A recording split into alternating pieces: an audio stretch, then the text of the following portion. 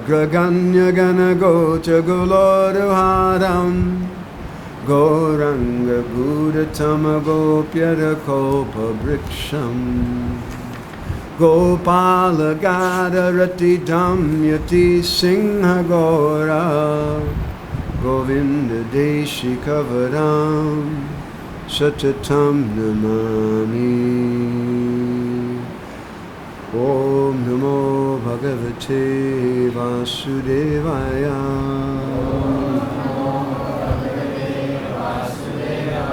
Om Namo Bhagavate Vasudevaya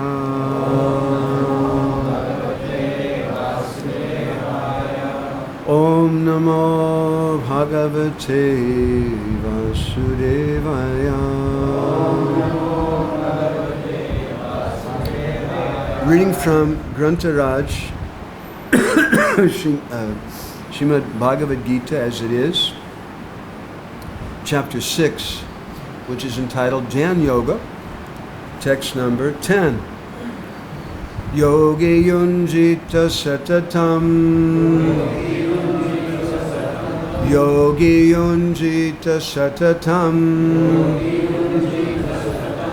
Atmanam rahasi stitaha Atmanam rahasi stitaha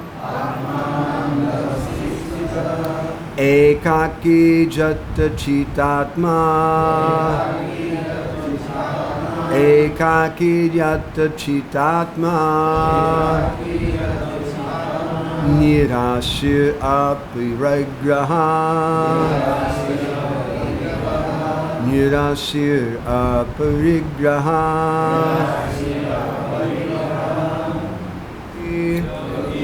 A transcendentalist Yunjita must concentrate in Krishna consciousness. Satatam, constantly. Atmanam, himself, by body, mind, and self. Rahasi, in a secluded place. Stita, being situated. Ekaki, alone. Yata chitatma, always careful in mind. Nirasi, without being attracted by anything else. Aparigraha, free from the feeling of possessiveness. Translation, a transcendentalist should always engage his body, mind, and self in a relationship with the Supreme. He should live alone in a secluded place and should always carefully control his mind. He should be free from desires and feelings of possessiveness. Please repeat. A transcendentalist should always engage his body, mind, and self in a relationship with the Supreme. He should live alone in a secluded place and should always carefully control his mind. He should be free from desires and feelings of possessiveness. Purport by His Divine Grace A.C. Bhaktivedanta Swami Srila Prabhupada. Krishna is realized in different degrees as Brahman, Paramatma, and the Supreme Personality of Godhead. Krishna consciousness means, concisely, to be always engaged in the transcendental loving service of the Lord. It's a very beautiful statement. It's very important. It's a very nice thing to remember. Prabhupada's saying here that what Krishna consciousness concisely means. Anyone who's a follower of Srila Prabhupada should understand this. Huh? He says, I'll read it again. Krishna consciousness means, concisely, to be always engaged in the transcendental loving service of the Lord. But those who are attached to the impersonal Brahman, or the localized supersoul, are also partially Krishna conscious, because the impersonal Brahman is a spiritual ray of Krishna, and the supersoul is the all-pervading partial expansion of Krishna.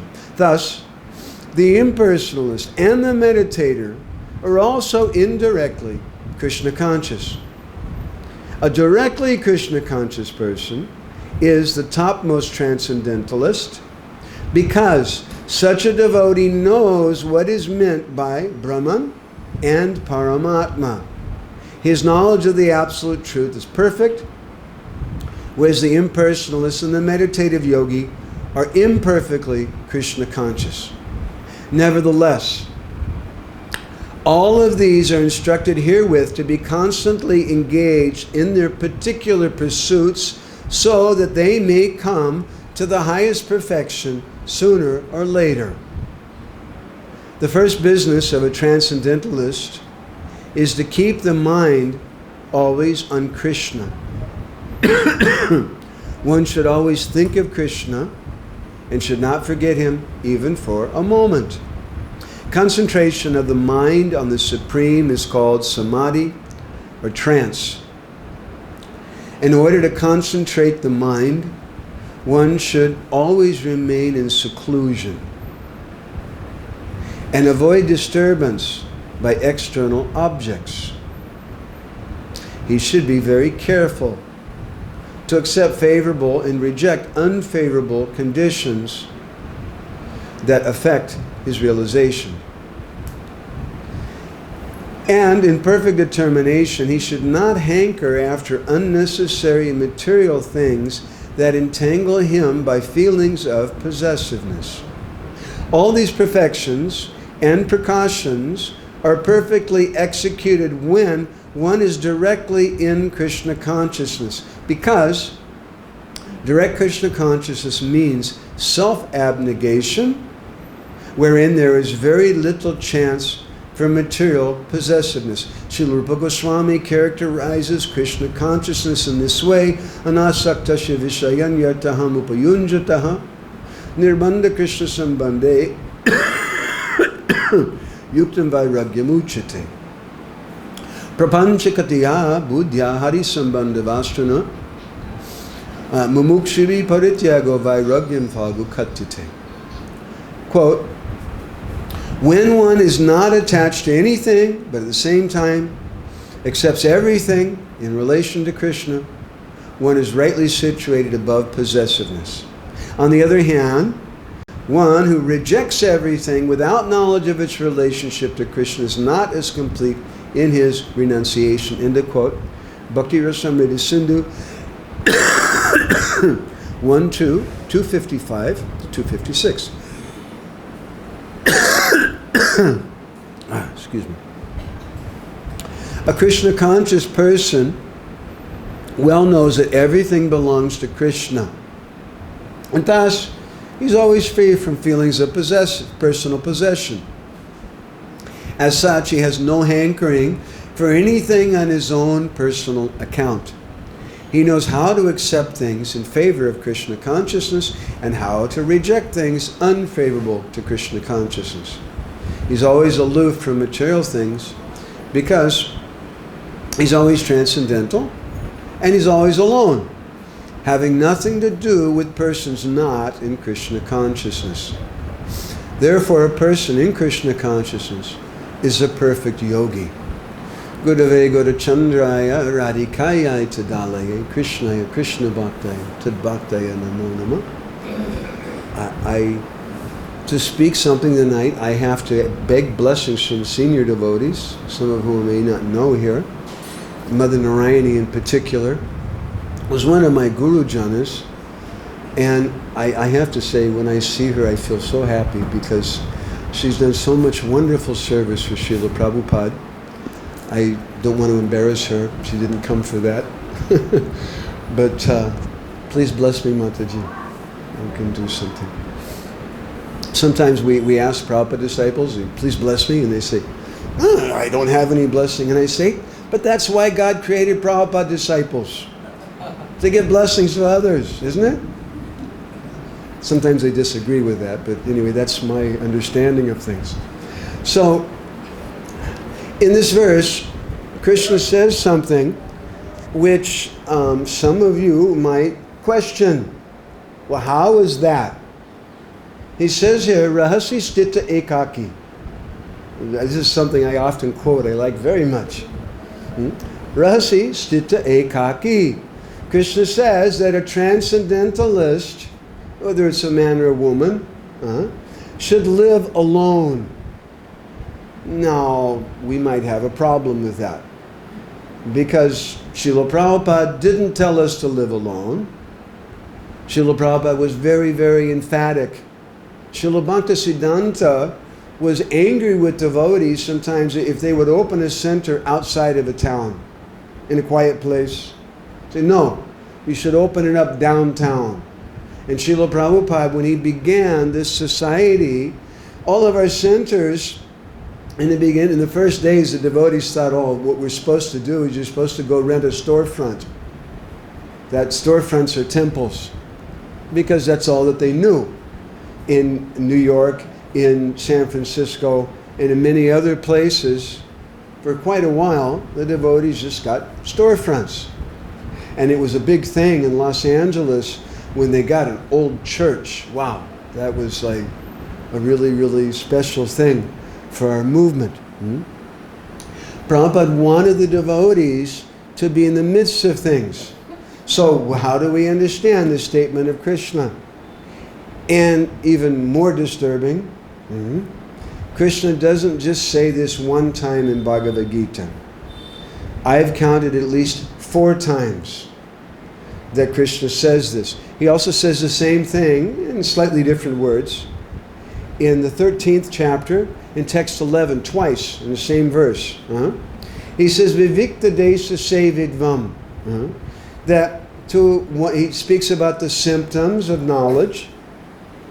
2 of those symptoms are, one of them, Vivikta Deshi Sevidvam.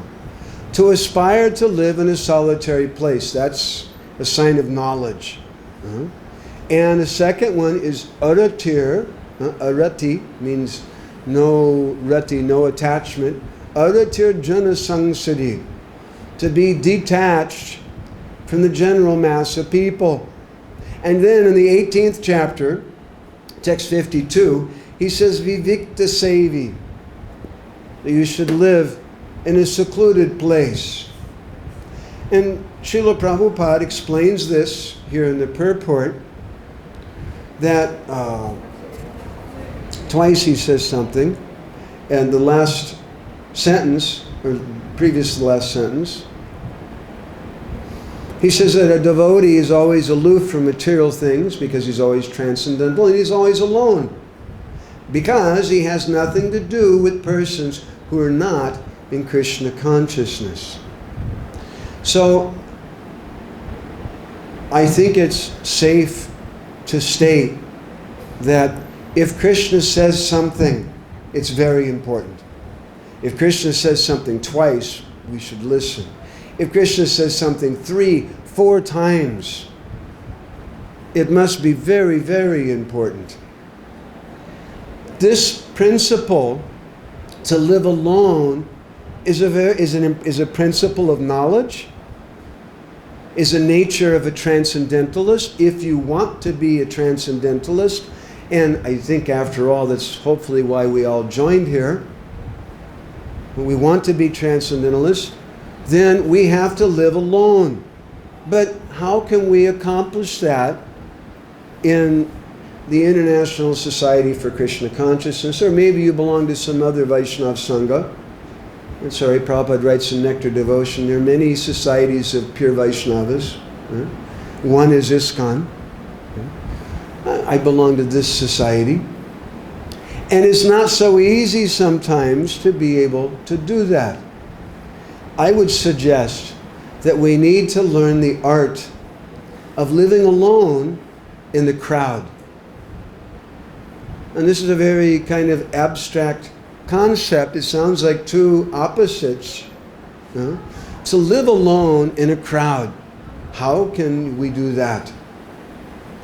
And especially in a society we're all appropriately encouraged to have strong faith and to be faithful to both Srila Prabhupada's instructions and Srila Prabhupada's mission, and to not go outside. Prabhupada was very unhappy when some of his disciples here in Krishna Balaram Mandir were going outside to hear different kathas from different devotees. He said, why are you doing that? If the katha is not good, if the class is not good in ISKCON, then you should give class. This should be our principle. And one reason is, you may say, but I know some very nice sadhu who's speaking. He's very, very elevated, and he's very, very learned. He's very old, and he's speaking on such a nice topic. What's the harm in going? In one sense, there's no harm, but we should understand deeply what it means, the process of hearing. In Ramanujacharya's Gita Bhashya, his commentary on Bhagavad-Gita, in the Tadvidi Pranipatena verse, he comments that this verse indicates three aspects of what he calls Shravana Adhikar, or the qualification to hear. Many times we go to class and we bring a pen and we bring a pad of paper and we take notes on everything. Or sometimes we collect the recordings afterwards. That's not bad. It's a nice thing. But we should understand clearly what is our purpose. Our purpose is not information collection.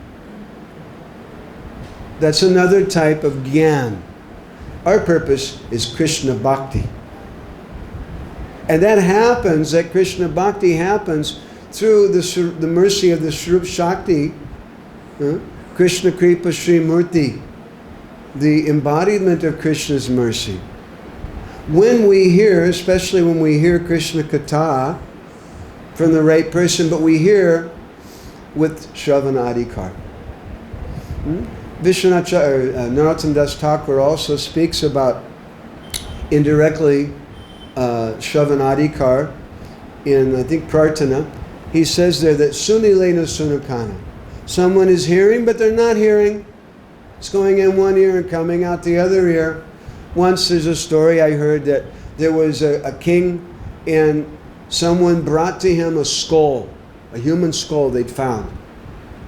The king took the skull and he called for all of his ministers who were highly paid. And he said, I want to know the person who lived, who had the skull, when he was living, was he a vidvan, a learned person, or was he a murka? Was he a fool? And if you can't tell me, then I'm going to kill all of you. So it's quite a bit of pressure. And they didn't know what to say. How do you tell a skull if he's a learned person or not? And one of the ministers was very wise. He said, yes, I can tell. Please, someone bring me a piece of straw. So a piece of straw was brought, and he inserted the straw in the one ear of the skull, and it came out the other ear. And he said he was a murka. He was a fool. So someone may be hearing, but they're not hearing. So many people hear about Krishna consciousness, but they can't understand. Sometimes even people met Srila Prabhupada, but they couldn't appreciate him, or maybe later they came to appreciate him. Why couldn't they?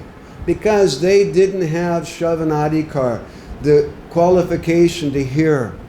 And Ramanuja says the qualification is three types: Pranipat, Pariprashna, and Seva. We have to submit ourselves, not in a challenging way to the speaker, but we submit. Let me hear what this person is saying. And Pariprashna, we should be honest in our hearing. Hearing is not a passive thing. Hearing is active. Let me be honest and reveal some doubt I might have. And thirdly, seva, service. I have to serve maybe the sadhu who's speaking, if I want to go deep in hearing from him or her. And I have to serve that person, and or I have to serve their message by following that message. And if I don't do those three things, then it may be very entertaining. Oh, it was a very nice class. I liked it. We told lots of stories, and it was lots of fun. A lot of jokes, and it made everybody laugh like anything. But what's the value if we don't have some action from that? So this is required.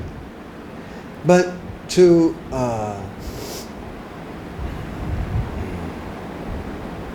execute this properly, we have to be alone. Because if we're hearing so many things, there's another story I heard that once there was a person who was living in a big city, and his house was right next to a very beautiful stream. But he couldn't hear the sound of the stream. All that he could hear all day long was the sound of the buses and the car horns and the brakes slamming and the motors running and people's playing all kinds of music and things. But at night, when everybody stopped their cars and things, then he could hear the sweet sound of the stream. So similarly, we have to turn down the radio volume of our consciousness. And to do that, we have to live alone. We have to focus on a message that we've heard. If we're hearing so many messages from so many people, and especially if we're not serving them, then how will we imbibe any of that? And that's our purpose. That was Rupa Goswami's purpose. Not just to impress everyone that he had so much information and to disseminate information. We're not the International Society for Information Consciousness. We want people to become Krishna conscious. Our purpose is to develop Krishna bhakti. So to do that, we need to learn this art.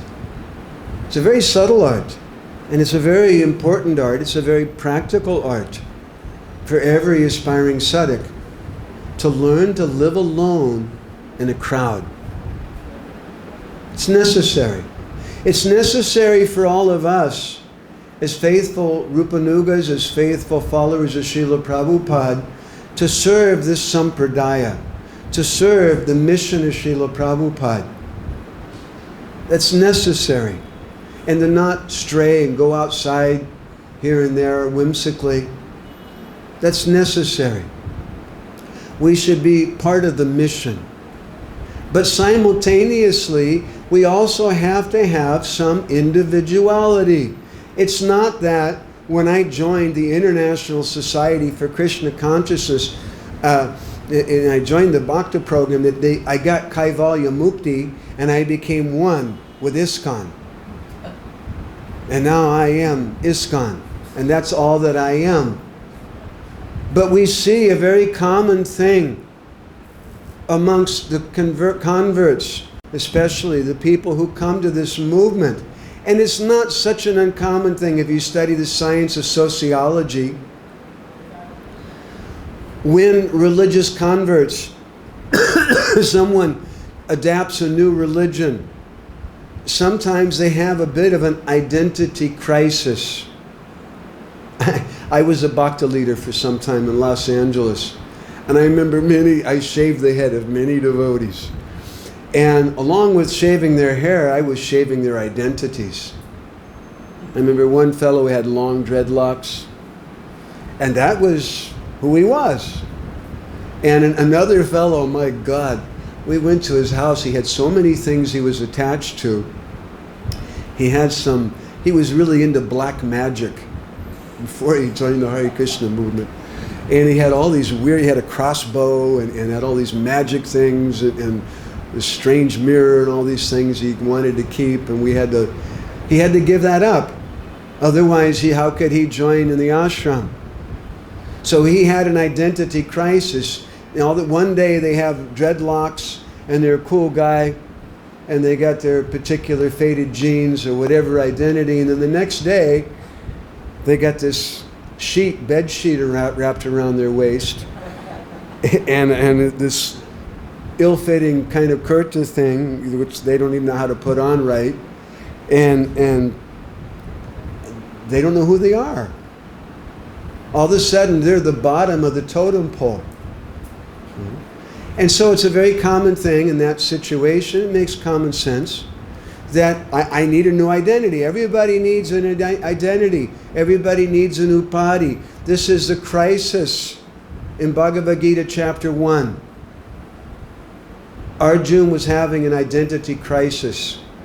Why? Because how can I kill Dronacharya? How can I kill Bhishma? He's my guru. He's my teacher. And those persons contain part of my identity.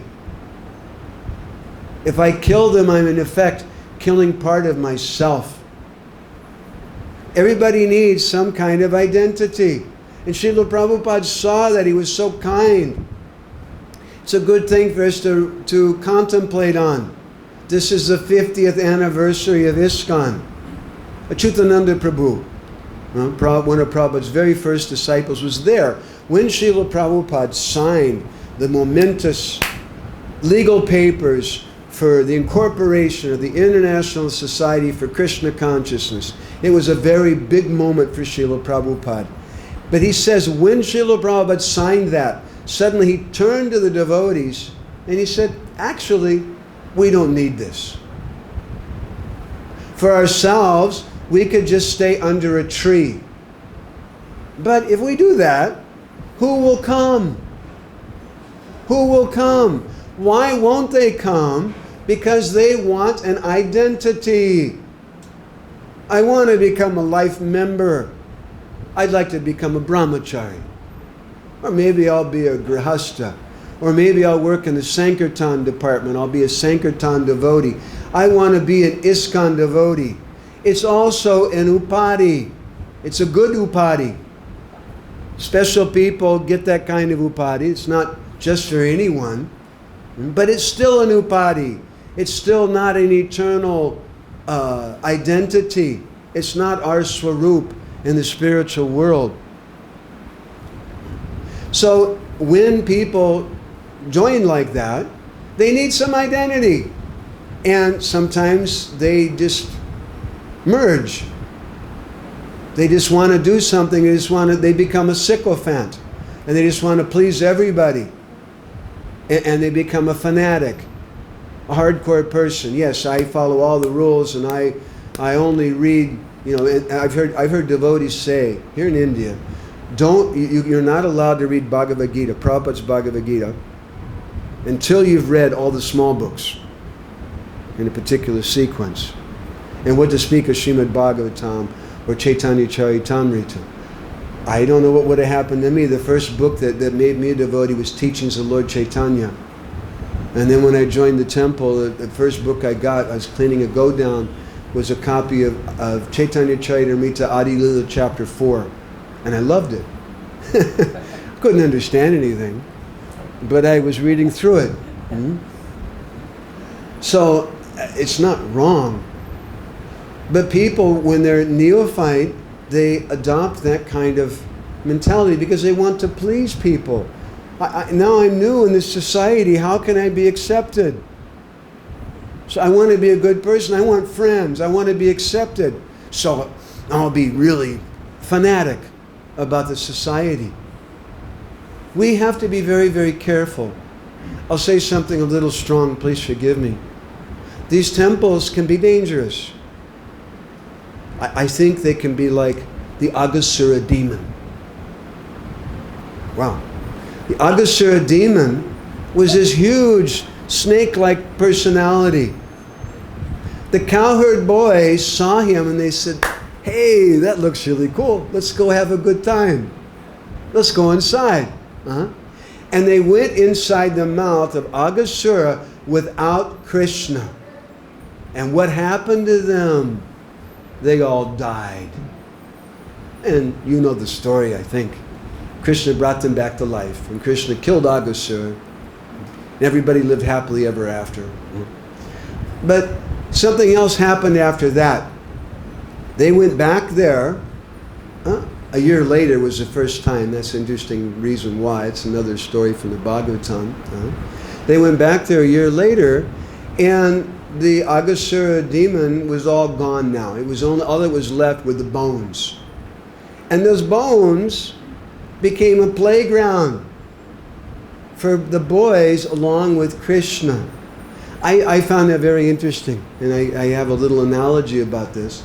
That same demoniac personality, Aghasura, who killed the boys when they went inside without Krishna. They died without Krishna. The same personality, his body, became a playground when the boys were with Krishna. So Srila Prabhupada's movement is a playground for the faithful servants of Srila Prabhupada, for those devotees who are Krishna conscious, who keep Krishna with them. But if we make the mistake of entering inside the demon, institution can be a demon. We enter inside the demon without Krishna, without the proper motivation, then you may die. And we've seen that. I'm sorry, there's been a few casualties. And generally they'd leave after some time. It's very sad. And all they're interested in is some position, some love, puja, pratishtha. They don't understand, they don't see the essential point that Srila Prabhupada came to give. So there's a nice letter, a very famous letter, Srila Prabhupada wrote in 1972 to a devotee. I was going to call him a leading devotee, but actually he was not exactly a leading devotee. Practically, he was the leading devotee in 1972. And that was Karundar Prabhu. He was taking up most of the management for Srila Prabhupada. Very intelligent person. So there's a beautiful letter that Srila Prabhupada wrote to him, very famous letter. I'm going to read a few excerpts from it and make a few comments, if you don't mind. Prabhupada writes, regarding your points about taxation, corporate status, etc., I've heard from Jayatirtha that you want to make a big plan for centralization of management, taxes, monies, corporate status, bookkeeping, credit, like that. I do not at all approve of such plan. Do not centralize anything. Each temple must remain independent and self-sufficient.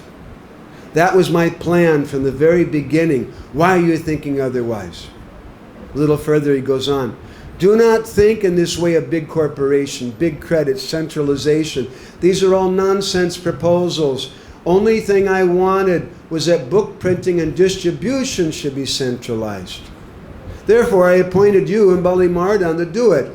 Otherwise, management, everything should be done locally by local men. And then he says something which I like very much. Please hear this. The Krishna consciousness movement is for training men to be independently thoughtful and competent in all types of departments of knowledge and action, not for making bureaucracy. Let me read that again. The Krishna consciousness movement is for training men to be independently thoughtful. Can you repeat that? It's really good. The Krishna consciousness movement is for training men and women to be independently thoughtful. Prabhupada said that. This was his purpose. This was what the Krishna consciousness movement is meant for. Krishna doesn't want you to get Kaivalya Mukti. He wants individuals. It doesn't give him any pleasure. Srila Prabhupada doesn't give any pleasure if your identity is, I am the institution. Be an individual. Be a strong individual. But be an individual that can learn, that knows how the science of living alone in the crowd. being in the crowd of people and supporting an important mission like Srila Prabhupada's ISKCON. But at the same time, being an independent person. Prabhupada says this is such an important thing. He goes on, once there is bureaucracy, the whole thing will be spoiled. There must be individual striving and work and responsibility. A little later he says, it is very difficult for people to quickly give up so many bad habits as you have in your country. So educate them gradually, first with chanting, and do not be so much anxious to count up so many numbers of new devotees. If such devotees go away later, being too early forced, I want to see a few sincere devotees, not many false pretenders, false devotees or pretenders. He goes on later, our leaders should be careful not to kill the spirit of enthusiastic service, which is individual and spontaneous and voluntary. It's so important. And this is the point Krishna's making here in this 10th verse, in the 6th chapter, Rahasi Stita Ekaki. If you want to be a transcendentalist, you have to be alone. You have to be an individual. Don't just merge with everybody else. Don't just have the same opinion as everybody else. Be yourself. But the problem is, we don't know who we are. We need to learn who myself is. Prabhupada goes on. This is the art of management, to draw out spontaneous loving spirit of sacrificing some energy for Krishna. To draw out a spontaneous loving spirit of sacrifice. Prabhupada finishes, he says, the Krishna conscious movement must always be a challenge, a great achievement to be gained by voluntary desire to do it, not by force or just by some management. And that will keep it healthy. So you big managers now, try to train up more and more competent preachers and managers like yourself. Forget this centralizing and bureaucracy. This is the instruction of His Divine Grace A.C. Bhakti-Vedanta Swami Srila Prabhupada, and how he wanted this mission to be run. The purpose of this mission. It wasn't to make an institution. That wasn't his purpose. The institution is a box. Don't become so enamored with the box. What's inside the box? What's the gift in the box? The gift in the box is Krishna Bhakti. If we spend all of our time just wrapping the box and paying attention to the box, and not that there's no importance to the box. The box has to be there. Every valuable thing needs a box. But the box is not the mission. What's inside is the mission. One sadhu once told me that the society, the institution, is just like water that floats your boat. Right? You're living in the temple, especially if you're a brahmachari. I know what it's like. I was brahmachari leader, ashram leader for a long time in LA. If you don't go to Mangalartik, I don't know how many days, different temples have different rules. If you don't go to class, if you're not seen chanting your around 16 rounds, you can't stay. Just by remaining here in this place, it floats the water of the institution floats the boat of your bhajan. That's good. It's a very useful thing. But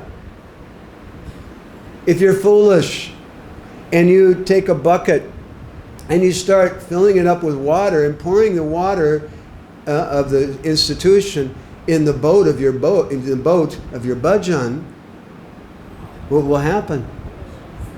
Your bhajan may sink. We have to accomplish both things. Individual bhajan will make us a strong member of Prabhupada's mission. And there's a couple of analogies I like to use in this regard. I often do on our prikramas in Puri. That we say that Jagannath Puri is it's the Jagannath Puri University of Braj Prem.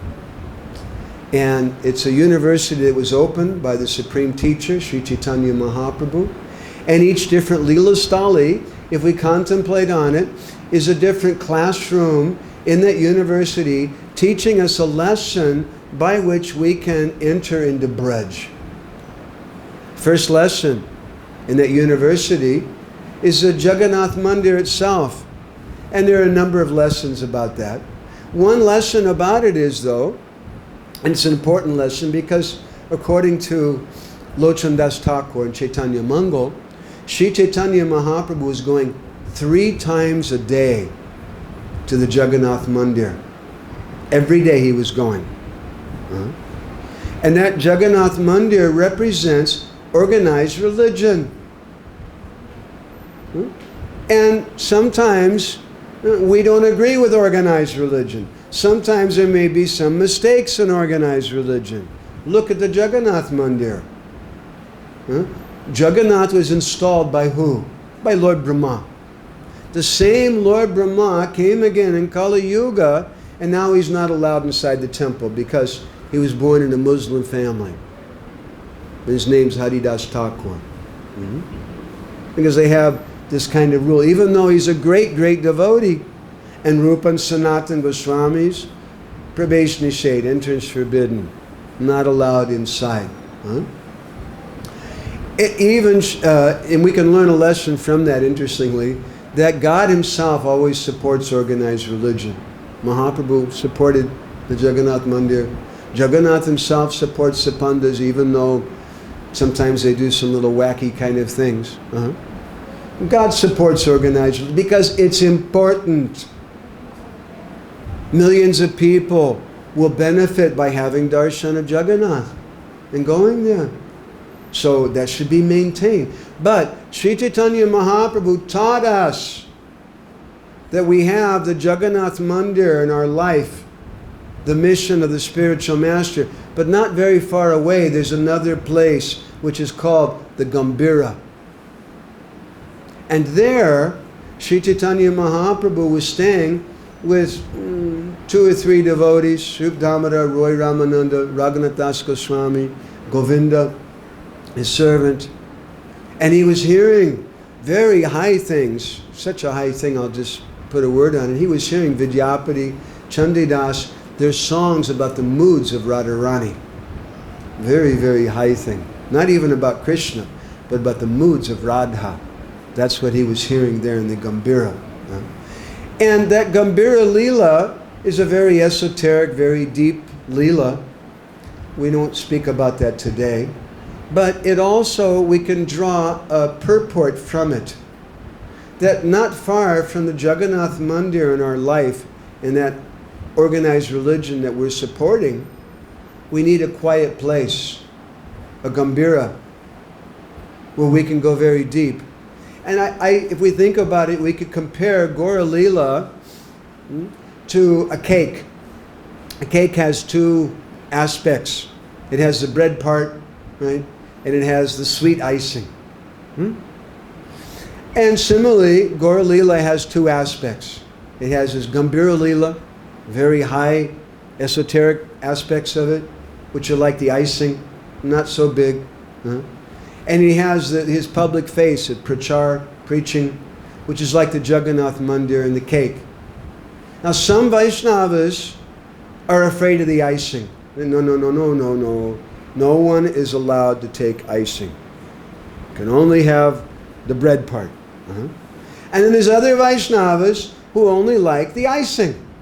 Why will I eat that bread part? You're not rasik. But if you contemplate on it, both of them have some very important purpose. If you only take the bread part of the cake, it becomes really dry. And you might even choke on it. Or if you only take the icing part, what happens to you then? If you eat 5 kgs of cake icing, you'll spend a lot of time sitting on the bathroom. They'll think you're doing the Hodal treatment or something. So, both things are required, but they require it in a certain proportion, in a certain way. If we want to fully get Gora Kripa, don't think that Sri Chaitanya Mahaprabhu's purpose in coming here was to distribute coming back books and higher taste cookbooks, to teach about vegetarianism and reincarnation. You've missed the boat. There's so many Vaishnavas and other sampradayas are vegetarian and who understand about reincarnation, even Hindus who are not Vaishnavas at all. We should understand the deep aspect of Sri Chaitanya Mahaprabhu. So for that, we need to live alone. Living alone doesn't mean that I'm going to just be by myself. But as we learn from Mahaprabhu's example in the Gambhira, he was alone with Swarup Damodar and Roy Ramananda, Raghunath Das Goswami, very intimate devotees who could understand his heart and had some appreciation for some higher thing. If we take that higher thing and we just try to wear it on our sleeve, so to speak, and we try to advertise it, I'm a Raganuga Bhakti Prabhu, Bhakta. Sorry, I don't read Mahabharata. I don't read Bhagavad-Gita. I only read Dasami Skanda, 10th Canto, Bhagavatam, the Rasastali section, the section about the Ras Leela. We have to act according to our adhikar. And so for that, we have to be alone. We have to learn this science of living alone in the crowd. And therefore Krishna says this thing in the Gita 4 times. So I've gone a few minutes over. We'll stop there. Mother Narayani, you'd make me really happy if you have any comments, even corrections. I can tolerate.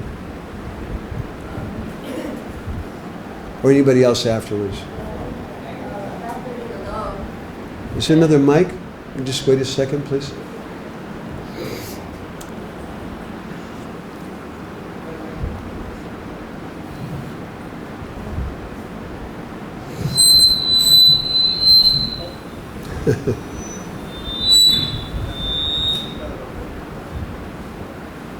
Hare Krishna.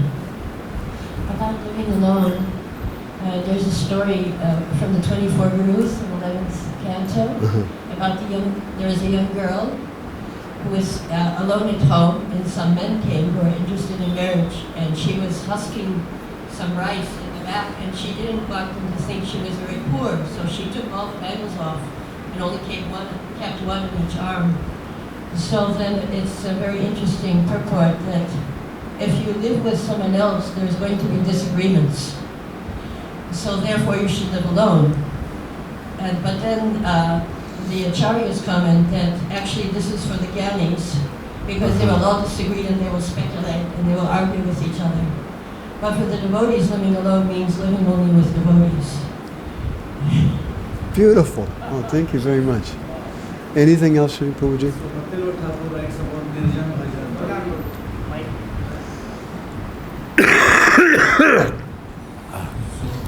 you comment little on Bhaktivinoda Thakur? He writes, towards the end of life, one has to go into nirjan bhajan. Well, Srila Prabhupada writes a similar thing in some purports. He says that the spiritual master should preach and write many books and things, but then at the end of his life, he should retire to a solitary place and his disciples should take up the preaching. Of course, famously here in the next room, Srila Prabhupada didn't do that. And he preached right up until the last breath to teach us. But Prabhupada also showed that. And that's a bona fide principle. We just heard a nice story today from Mother Srimati that when they had the first festival in Mayapur, one devotee, perhaps Yogeshwar Prabhu, was in charge of making sure that the guest rooms were nice in the long building, but the problem was they weren't finished yet. And devotees were already arriving. So all the early devotees who were coming there, he was engaging them in services to help fix up the rooms quickly. But there was one particular devotee who would come every morning for prasadam, and then he would disappear. And he would come back in the evening again for prasadam, and he wasn't doing any work. And finally this devotee the manager became annoyed, and he went to Srila Prabhupada and he said, this devotee's really agitating me. He's not doing anything. And Prabhupada said, what is he doing?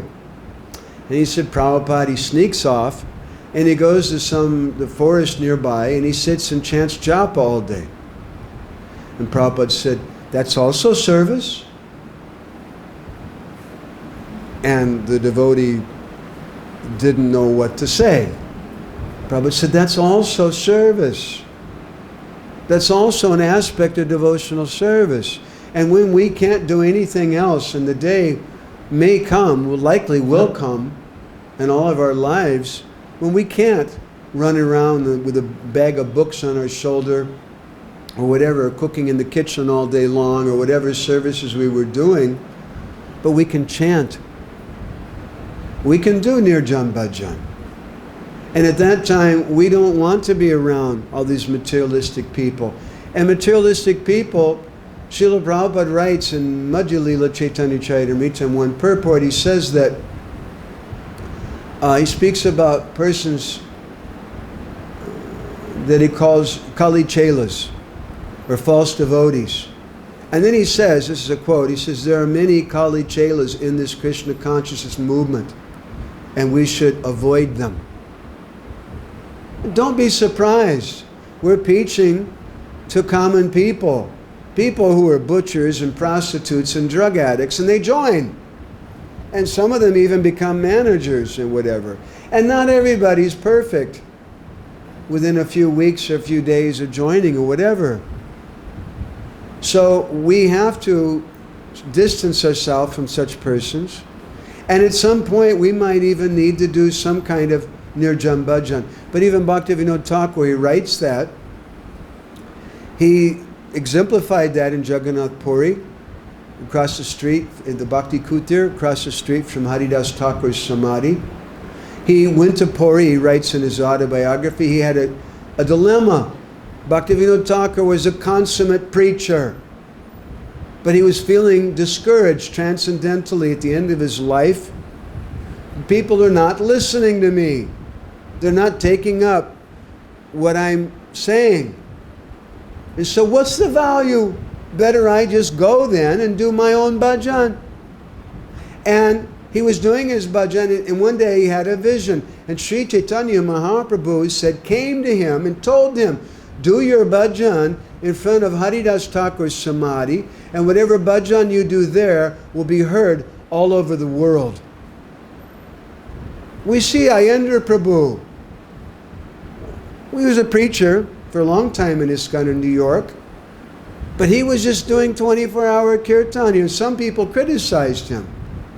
But just look and see the impact he had on this society, and how many people have been affected and inspired by his example of bhajan.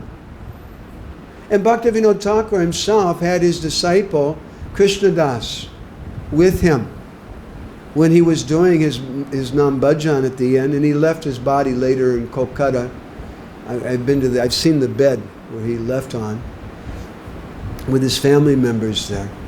So it's an important principle. It's not that Nirjan Bhajan is wrong, but as Mataji said, we don't have the consideration of the Gyanis. The Gyanis understand this to live alone in one way.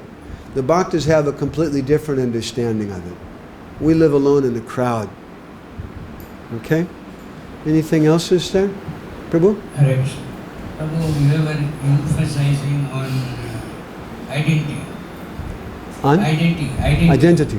So we have our identity, shave head, tilak, and Yes. everything. But we see sometimes now people, they want to put their own identity. They want to change. Just like they put turban and other things that they want to, sometimes they say that we are sick or we have some problem, that's why we are doing this one. But seeing one person, other person does, then this change is going on. So identity is losing. Yes, that's a good point. Kind of inherent, I think, perhaps in your comment, is the observation that we need to have some discipline in the mission. And part of that discipline, if you go to any private school where there's discipline, they have uniforms. And they have the girls have a certain skirt they can wear and a certain top, and if they don't wear that, they don't let them come to school. Prabhupada also gave us uniforms. Whether you like it or not, or whether someone says kurtas are Vedic or not, that's immaterial. This is a uniform that Srila Prabhupada gave. And especially if we're going to live in the ashram. And I find also personally, I'm a person, I appreciate art very much, an artistic sense. And I also appreciate individualism. And I don't mind if someone has long hair and they're a Vaishnava or something. Jagannath Das Babaji, he was like that, and other personalities. We don't mind that. Sometimes he was that way. But I dress a certain way. Very, very simply, very, very orthodox, because I have a service to do. My Guru Maharaj gave me a service to preach within this society and to try to serve Prabhupada's mission. And so it facilitates my service to do in a certain way. I don't need to try to disturb things by being flamboyant and trying to attract attention to myself by dressing in a particular way or something. That doesn't mean you're an individual. The strongest individual is someone who he may dress like everybody else, but that personality, he's an individual by the strength of his character, by the strength of his behavior. But that's what we really value. It's a big thing, and it's a sensitive thing. Vaishnavas, Bhakti-Vinod writes in Chaitanya Siksamrita that wearing the external symbols of a Vaishnava, Kuntimala, Tilak, like that, are important for development of bhakti. Even Vishwanath Chakravarti Thakur in his book Ragvartma Chandrika, which speaks about how to develop Raganuga bhakti, he says that these Tilak and Kuntimala, these things are important. He says, but if we think that someone is only a Vaishnava if they have the Tilak or the Kuntimala, and we judge them in that way, then he says that's a kind of prejudice, a kind of sectarianism. And that's detrimental to bhakti. We need to be very broad-minded. But devotees also have to be patient and cooperative and understand, especially if you want to be a brahmachari, if you want to live in the temple, there's oftentimes a dress code. One devotee came to me once at a big festival in Europe, and he was my friend. He said, Madhavananda, you should complain. They won't let me lead kirtan. He was a big kirtan leader. I said, why not? He said, because I'm wearing pants and shirt. I didn't bother trying to tell him my personal opinion about that matter. I just said, Prabhuji, what can I do? They have their rules. And when in Rome, do like the Romans, is a saying. You have to follow the particular rules of the place that you're at.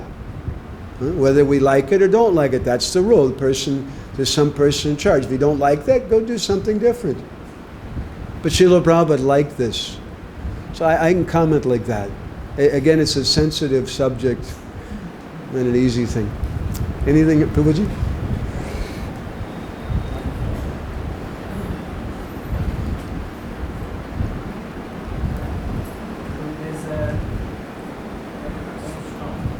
There's an observation I made. I was hoping you can make some comments on it. In the same way you were describing about how an institution can make a person lose their individuality. The institution won't make them. The institution doesn't do anything. Yeah. But our attitude toward it. Yeah.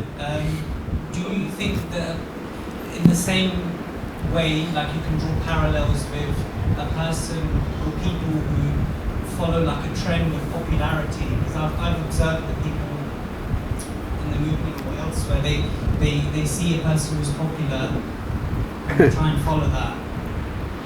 That's something I've observed. Do you feel that also impedes a person's ability to be an individual? I personally, I don't worry so much about it. I mean, I've seen devotees imitate my Guru Maharaj. I've seen devotees, sometimes they try to imitate Srila Prabhupada, the way he drinks water, or the way he says certain things, or the way he walks. Or sometimes maybe someone may imitate the way Ayendra Prabhu was dressing. But it's very difficult to say how much that's inspired by inspiration. Oh, I liked the simplicity that he had in that. Or how much it's just imitation. I want to look like him and be known that I'm like him, and therefore I'm going to do this thing. So individuality is a very important thing. Every form of art stresses that. Every artistic culture, every advanced culture emphasizes that. Modern culture certainly emphasizes it a lot, especially in America. We have the lonesome cowboy, the fierce individual, give me my gun or give me death. They're like that. Individuality is an important thing, but who really understands how to develop individuality? If I just go and buy a strange hat, I remember I wanted to be an individual. And so when I got out of high school, I went and bought a fancy hat with a big feather on it and all these things.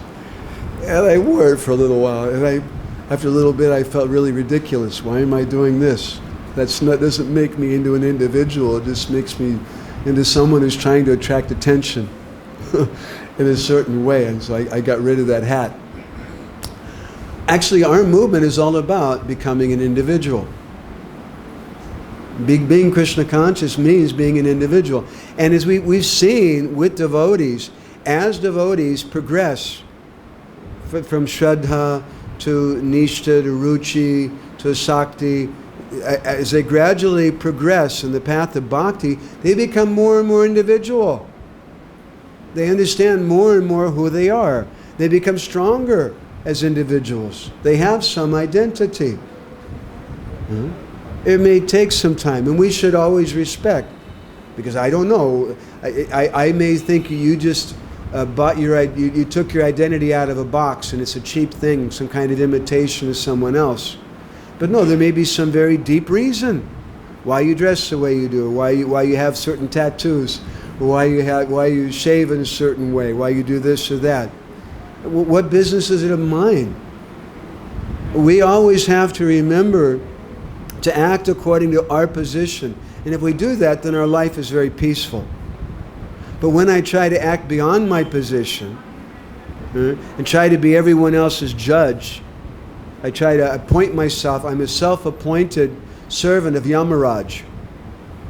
And I go around with my little notebook and pen, noting down everybody's mistakes that they make and chastising them. I'm a self-appointed leader. No, nobody appointed me a leader. Thank God. I'm not a leader. I'm not a manager. It's so nice. I can just speak some Krishna Kathas sometimes. We write a little bit in that. And life is good. Life is happy. I don't want to be a manager.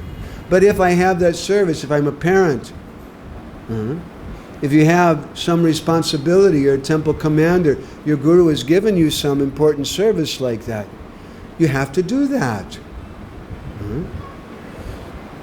And we do it in a certain way. Okay? It's a very nice question. Thank you. It's really late. Anuradha, thank you. Okay, so we'll stop there, I think. Grantaraj Srimad Bhagavad-Gita ki, Srila Prabhupada ki, Samaveta Bhakta-vinda ki, Gopremanande Hari Hari Bo, Vanchakalpatarubhishcha, Kripa Sindhu Bhyevacha, Patitanam Bhavanebhyo, Vaishnavebhyo Namo Namaha.